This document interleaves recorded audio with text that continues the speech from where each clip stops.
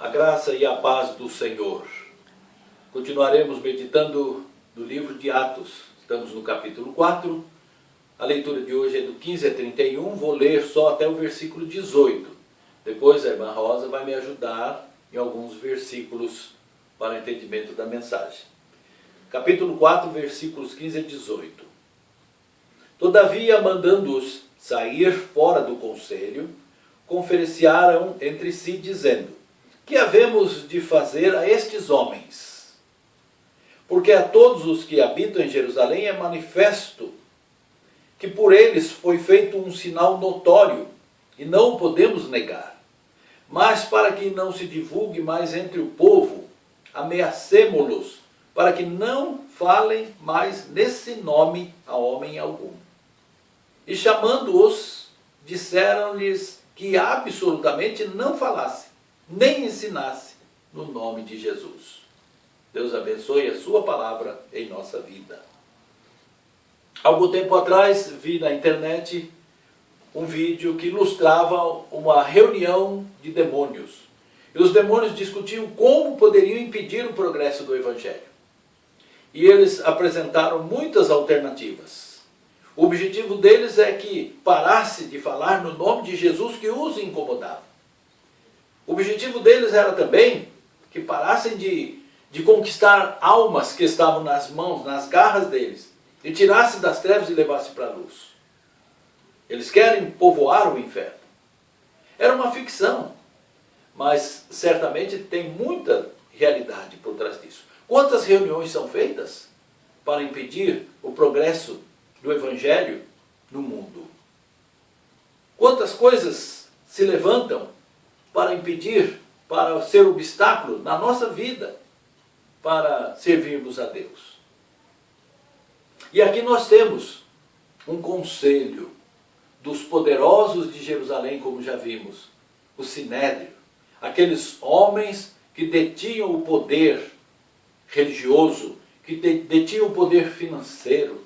Eles tinham status, eles faziam leis cerimoniais para poder controlar as pessoas. Eles queriam preservar a fama, o poder, eles queriam preservar as suas possessões.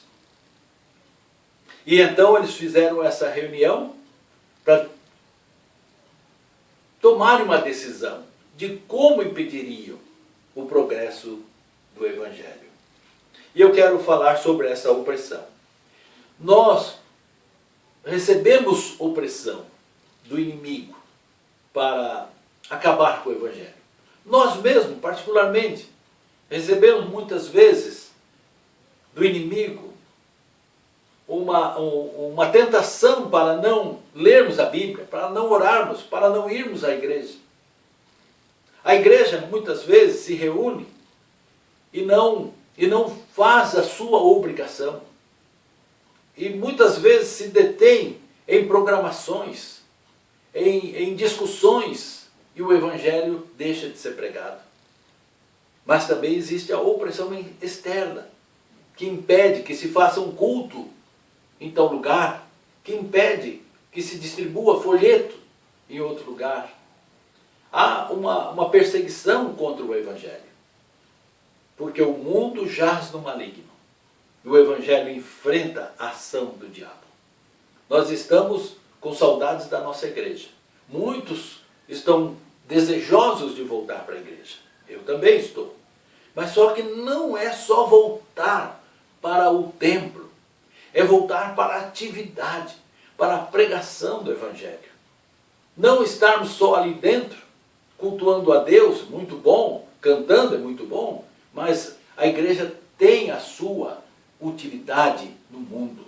Ela precisa ser luz no mundo. Precisamos voltar, não apenas ao templo, mas à pregação do Evangelho. O mundo precisa de nós. O mundo precisa ouvir a pregação do Evangelho. Como crerão se não ouvirem? A fé vem pela pregação da palavra de Deus. Despertamos a fé nas pessoas para que possam aceitar Jesus e serem salvos das garras do diabo. Existem as perseguições, mas existe também o fortalecimento que vem para nós pelo Espírito Santo. Qual foi a reação que eles tiveram diante da ameaça que eles receberam? A ordem era: não falem mais no nome de Jesus, nem ensine mais no nome de Jesus.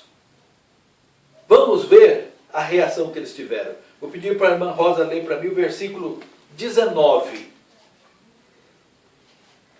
Respondendo, porém, Pedro e João lhe disseram: julgai vós se é justo diante de Deus ouvir-vos antes a vós do que a Deus. Que coragem! Olhando para aqueles homens que representavam todo o poder, como já vimos. Que coragem! A coragem deles era consciente. Eles não estavam ali falando sem saber o que lhes podia acontecer. Há pouco tempo eles viram o que aconteceu com Jesus. Mas eles não tiveram medo. Coragem é isso. É enfrentar o medo. E eles tiveram coragem para dizer para eles: julguem vocês mesmos. Quem vocês acham que nós vamos obedecer? Vocês ou a Deus? Vamos ainda continuar lendo. Verso 20. Veja o que eles deixaram claro. Porque não podemos deixar de falar do que temos visto e ouvido. Não vamos deixar de falar. É maravilhoso ver o que o Espírito Santo faz na vida da pessoa. Esse é Pedro e João, enfrentando aqueles poderosos, cara a cara. Verso 21. Mas eles ainda os ameaçaram mais, e não achando motivo para os castigar, deixaram-nos ir por causa do povo, porque todos glorificavam a Deus pelo que acontecera. O verso 22 vai deixar claro que aquele homem que 40 anos vivia coxo, mendigando, agora estava ali, um homem são, um homem como eles também. Leia, Rosa, 22. Pois tinha mais de 40 anos o homem em quem se operara aquele milagre de saúde. Estava claro, estava evidente, era notório aquilo que eles tinham feito. E o povo era com eles. E aqueles 70 homens que dominavam o povo agora eram dominados. Não puderam fazer nada e nem mandar que os castigasse. E tiveram que deixá-los ir. E eles foram soltos.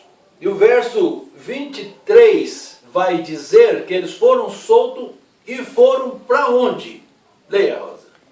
E soltos eles foram para os seus, e contaram tudo o que lhes disseram os principais dos sacerdotes e os anciões.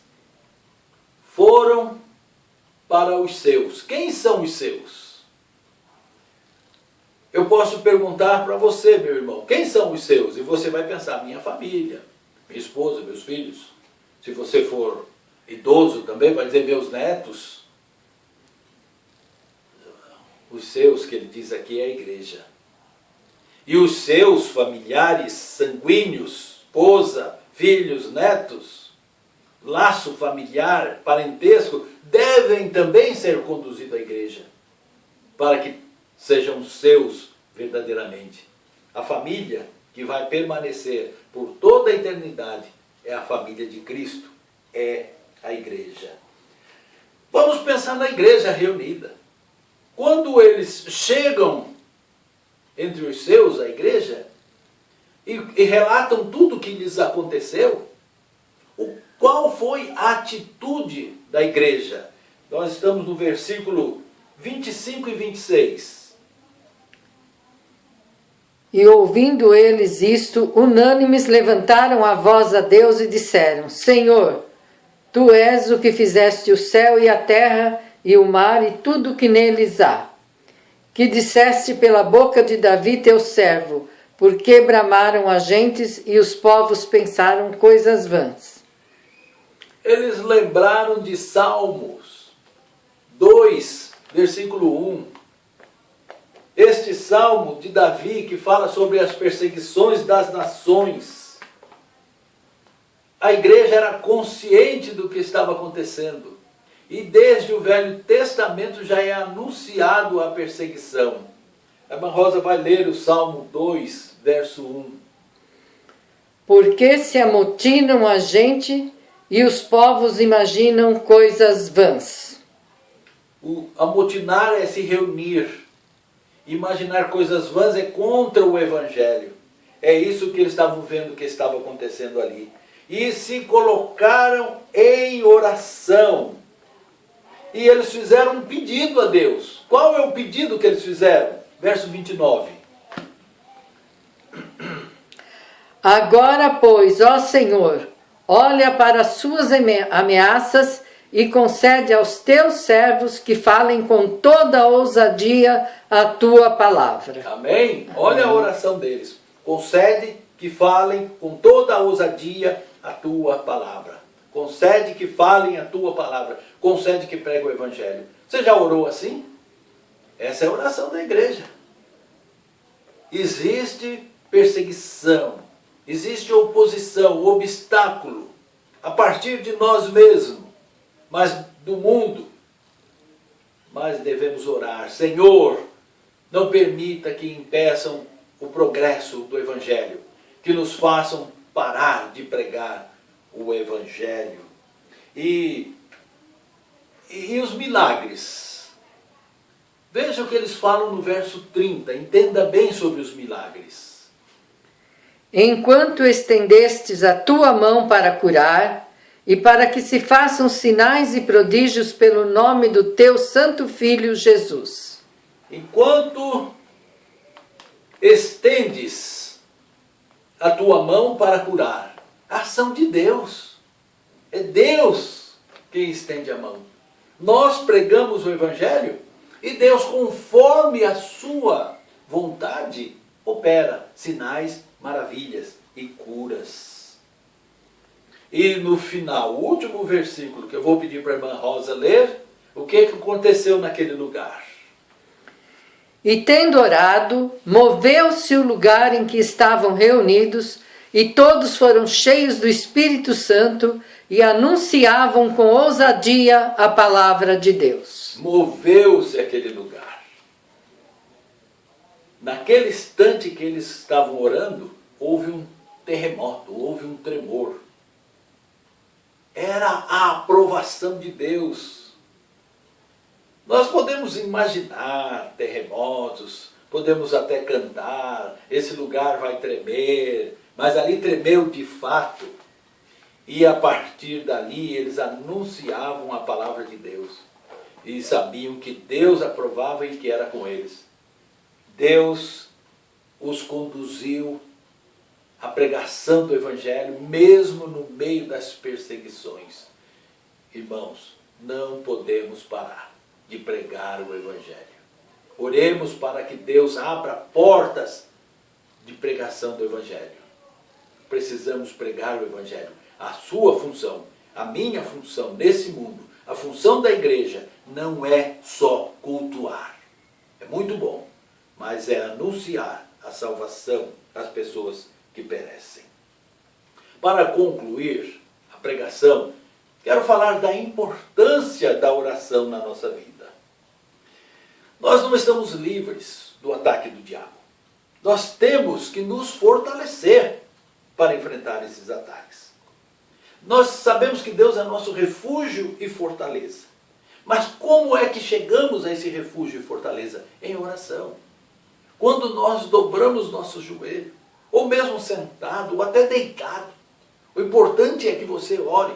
Quando você ora, você se alimenta de Deus. Enquanto você está orando, Deus está agindo. Enquanto você está orando, o Espírito Santo está te fortalecendo. Na oração você tem intimidade com Deus.